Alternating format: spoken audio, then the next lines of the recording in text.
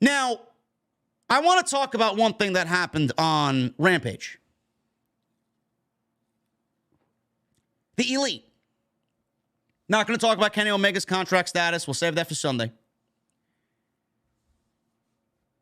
The Elite defended their Trios championships against AR Fox and Top Flight. Fine match for what it was. Didn't really care because I knew the outcome. I seen it already on Dynamite. No reason to see it again. At the end of the match, we had Brody King and Malachi Black come out in their masks. The lights went out, and the House of Black showed up on the stage. Then the lights went out, and they disappeared. Now, clearly, we are getting House of Black versus the Elite at some point. If I was to make a guess, Tony Khan's probably going to put it on the Revolution pay-per-view. Seen a lot of people on social media. You know, I tweeted out, House of Black versus the Elite is going to be a great match. I mean, it's going to be a match of the night. It's going to be a show stealer. It's going to be a top tag team match, a top match period at the end of everybody's 2023 best of. I mean, we know this. We know this. But a lot of people don't understand where I'm coming from. You don't understand where I'm coming from. You don't listen to me, and you don't understand the way that I operate. There is a trend right now in WWE where long-term booking is king. We are being spoiled out the ass with Sami Zayn, Roman Reigns, and the Bloodline. Spoiled. This has been a fucking thing for about 9-10 months now. By the time we get to WrestleMania, it's going to be a full calendar year of long-term booking. That's what people want to see.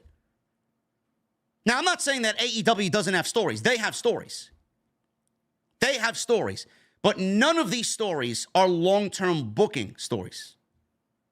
1 month, 2 months, at most 3 months.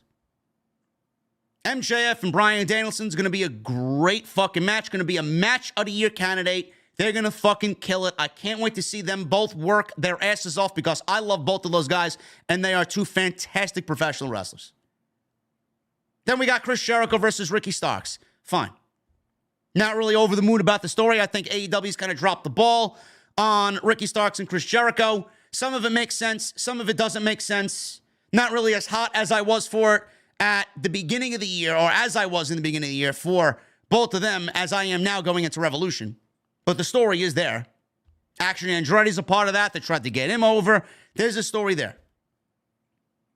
Then we got the ladies. I don't know what's going on with the ladies. The ladies have seemingly fallen off a cliff. It started off pretty promising, and now Saraya is nothing more than a fucking comedy character with her, you know, spray painting L's on everybody, and, you know, who's the third woman? Where does Ruby Soho align? I mean, it's fucking lame.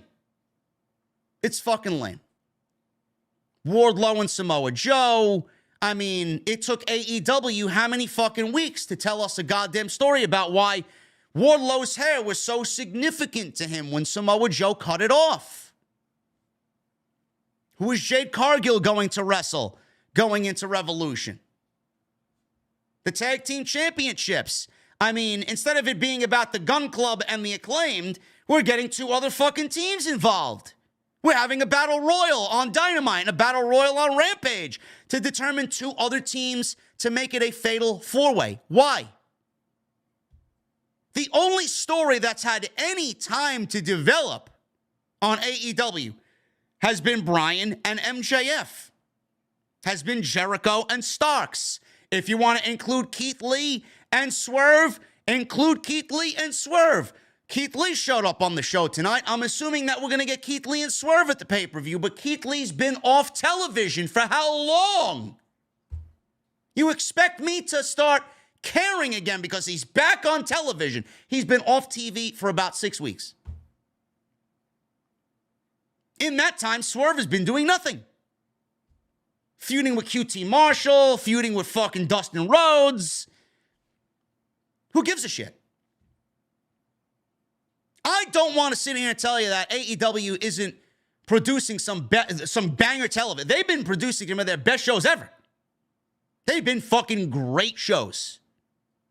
I'm not here to tell you that Revolution isn't going to be a great show. Revolution is going to be a banger show. Absolutely killer show. The point I'm trying to make is we are living in a time right now where pro wrestling fans and the landscape of pro wrestling is changing. Last year, the year before that, I mean, you put on banger, that's all people wanted to see is banger matches. Matches thrown on television with no rhyme or reason, no story. Just give me two fucking guys that could go out there and wrestle for 20 minutes, and boom, you got a great show. You give us 3 or 4 of those matches, boom, you got a great show. It's not about that anymore. It's not. AEW really needs to sit down and come up with some captivating storytelling. Because right now, there is nothing. And again, I don't want to take anything away from MJF and Bryan Danielson, but it is very difficult for me to sit here and tell you, man, that's great, when I know their storyline was nothing more than a rehash of MJF's past 4 feuds. He did the same thing with Jericho. He did the same thing with Cody. He did the same thing with Wardlow. I mean, holy fucking shit. I mean, the Gauntlet of Matches that AEW puts in front of MJF's opponents, it's the same storyline every single fucking match. Every single big match he's got. The only one he didn't do it with was Punk. The last captivating story that was on television was CM Punk and MJF. The last one before that was Adam Page and Kenny Omega. What happened? You know, AEW used to be about long-term booking. I can't really come up with anything right now that really fits into the fucking mentality of long-term booking on AEW television. That's my problem. And that's why I have a problem with the Elite and the House of Black. Everybody's like, oh, this is a long time coming. Finally, let's do it. Why do it? What are you doing it for? Why do you want to see it on Revolution when Revolution's already stacked from top to bottom and one of those matches is guaranteed to go 60 minutes? Tony Khan should be setting Revolution up for at least 3.5 hours, 4 hours tops. I do not want to sit there and watch a 5.5 hour pay-per-view just because you want to get your fucking dick hard and get half of the fucking roster on the show because you want to get them a fucking payday and a spotlight on a major pay-per-view. You don't need to load up the show with fucking matches that don't make sense. You don't need to load the show up with matches and talent that don't need to be there. You don't. This goes for Matt, Nick, Kenny, Malachi, Buddy, and Brody. You don't need to do the Elite versus the House of Black at Revolution because there is no story. There is no story. You're not going to get one over on me and tell me that there is a story. There isn't. And the story is not there because you think, oh, it's about time they're back and they do this match. Let's get it on the show. No. No. Oh, House of Black attacked Brandon Cutler. No. They could attack Brandon Cutler fucking 7 days out of 7 days. And they still wouldn't give you a fucking reason as to why. Why did they attack Brandon Cutler? Do they hate his fucking face mask? Do they hate the way he uses his ice spray? What's the reason? There is no reason. Why are you going to do this match at the pay-per-view when there is no story? Because House of Black has been deprived of television and their opponents, who should have been the Elite months ago, is now finally happening. That's why you want the match. I would rather wait for storytelling. I would rather wait for a reason that the House of Black is back. You know, AEW got rid of their rankings. Right now, it's a fucking free-for-all. Things used to matter on television. Now that they got rid of the rankings and they neglect the rankings, they neglected them then, too. Now that they neglect the rankings, these matches don't mean shit on television. At least things back in the day had a reason. I mean, they just put together Wheeler Yuta versus Orange Cassidy for no reason. Why? Why? Wheeler Yuta versus Orange Cassidy for the All-Atlantic title. Meanwhile, it's 2 weeks before the fucking pay-per-view. Orange Cassidy has no fucking opponent, and you're giving me a random match that means jack shit to the viewer at home. I'm sorry. Long-term booking does not exist in AEW anymore. It doesn't. The wave that you're feeling in professional wrestling is storyline driven. People want stories. Why is SmackDown's ratings up? Why are Cody's segments up? Why are Sami Zayn's segments up? Why is Roman Reigns' segments up? Why is SmackDown getting better ratings now than they did 2, 3, 4 years ago? Long-term booking, storyline driven narratives, and television. AEW is missing the boat. There is only so much that you could do to keep people coming back with banger matches after banger matches after banger matches. I love a banger match, but I'll tell you what, no matter how many times I could sit here and tell you AEW Dynamite has been a banger television most of this year, this past Wednesday was a random fucking episode, man. The weakest show of the year by far. I could sit here and tell you that every episode has been a fucking banger. And there have been bangers with banger matches. But I'm always going to look you guys in the face and tell you, I prefer a story. I want emotion pouring out on my television and me fucking invested. I'm always 11 times out of 10 always going to take a long-term storyline or long-term booking over banger matches. And that's what Tony Khan doesn't understand. Somehow this got lost, and they can't seem to find it. Pick up that fucking metal detector, bro, and go find that fucking long-term booking somewhere on the beach. It's got to be somewhere. I don't know what the fuck happened. The Elite versus the House of Black is a terrible idea at the pay-per-view. Why? They just won the titles in a best-of-7 series. You're going to put a House of Black stable in a match against the Elite when they just won the titles after we saw 7 fucking matches against the same team, only for them to what, drop the titles? To drop the titles to the House of Black because the House of Black, for the fucking love of God, should have been there 2 years ago. You're going to book that match with the risk of the House of Black losing a match that's been built up for 2 weeks just because you want to get it on pay-per-view. There is no good outcome here. None. What's the match going to end in? A fucking disqualification?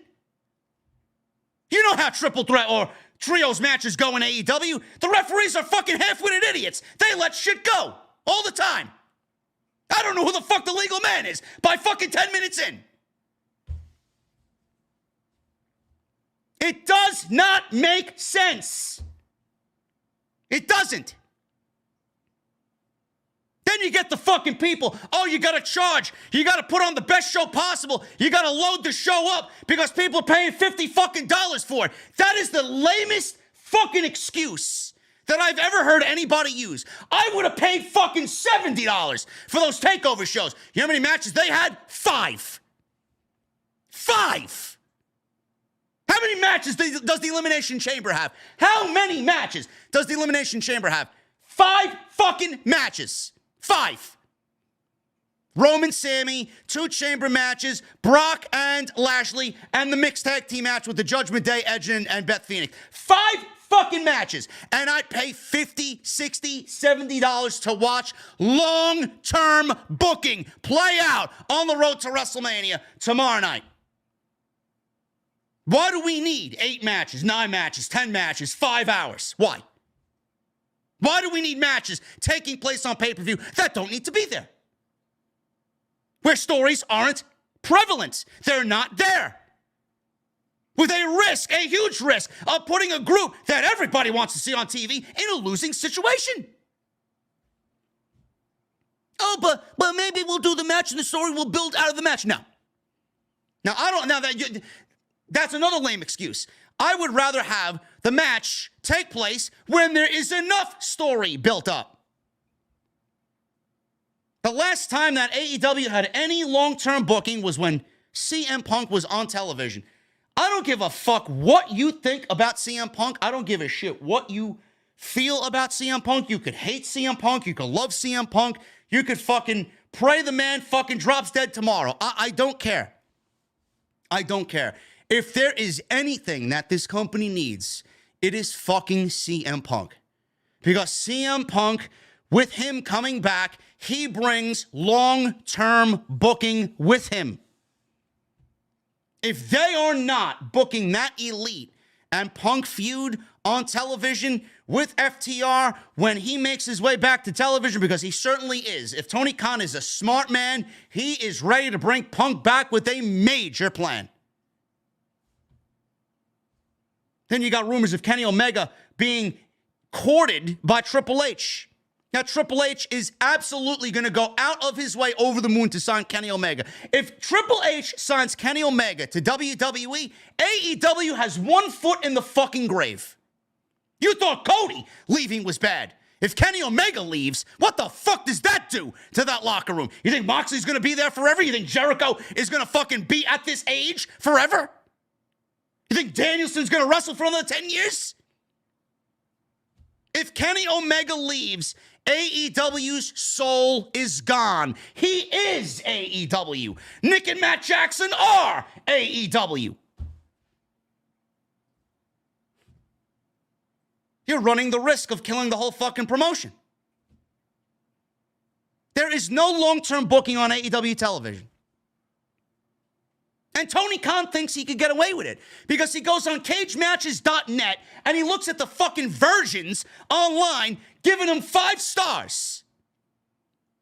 Cagematch.net said this about Dynamite. Oh, it was a great show. Those people haven't seen a pair of tits in fucking 20 years, and you're booking your show about what they say and their opinion. Too many people online have pro wrestling revolving around their lives, and that's all they make of it. It's disgusting. It's disgusting. Go take a walk. Go get a fucking Dunkin'. Go get a Starbucks. Go get some fresh air. Go touch some grass. Go play Harry Potter on PlayStation 5. Please. The weather's been beautiful. Go for a fucking walk. Go for a bike ride.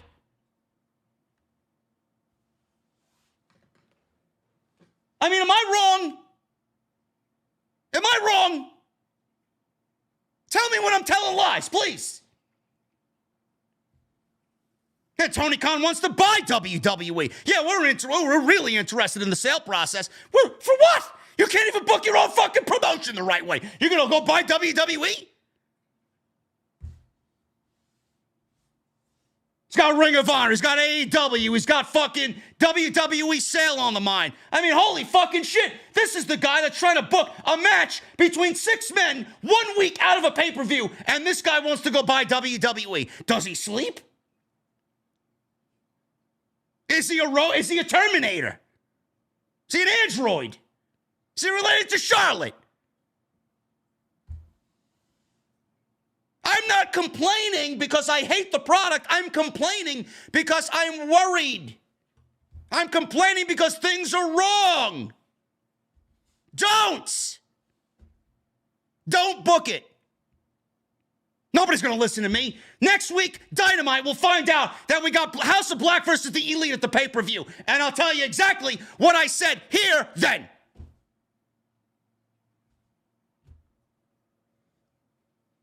Telling you, man. Telling you. Tell me when I am wrong. I would never lie to you guys, ever. I got no script here. I got nothing. I wish I could fucking show you. I got nothing here. This is all off my head, all from my fucking soul. I don't know. Keith Lee returned. Looks like he's letting the gray go. Old man Keith Lee out there. Him and Swerve more than likely taking place at the pay-per-view. Don't know why it wouldn't be on the pay-per-view. And then Jade Cargill. I mean, she beat, who Who did she wrestle tonight? Vert Vixen? I mean, holy shit. Has anything overstayed its welcome more than Jade Cargill's undefeated streak? My God, what an absolutely horrendous fucking angle. I mean, everybody seems to think that when she loses, there's going to be some monumental victory for whoever beats her. I mean, it's going to be like, holy fucking shit, thank God it's over. It's like Jesse's right for the last fucking 6 weeks, 7 weeks, he's been saying it. Fucking 2 years he's been saying it. They made that title for her. There are no plans at all to put that title on it. You might as well fucking retire it after she loses it. Who cares? That title is now absolutely fucking worthless. Worthless. She's done nothing for the title. She's not made it important. If anybody thinks she's made it important by being 54-0, 53-1, give me a break. What are you waiting for? What are you waiting for? Who's going to beat her? Statlander? Soho? Sasha? Who? One thing I will say about Rampage, it's a lot more digestible at 7 o'clock. They should really make that the new start time.